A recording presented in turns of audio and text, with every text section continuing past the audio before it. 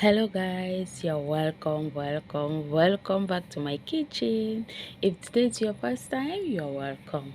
Today we are going to make fresh juice with mixed fruit. So now let's go.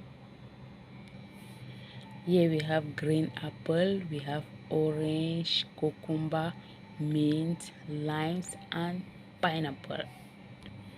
Here I've cut it into two. You can see that green apple, you can see that some, and the pineapple. So now let's go into our blender.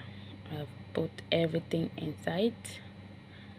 You can see pineapple, green apple, cucumber, mint. This is orange juice and lime juice. We are going to add some water. Add drinking water, just a little bit, not much. Now we are blending. Blend it very well. After blending, we are going to sieve it. After sieving it into our glass, we add some ice.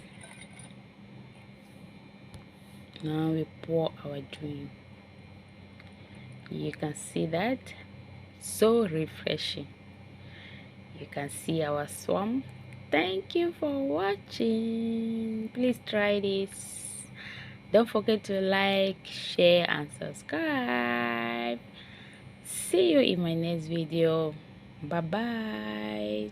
Ciao.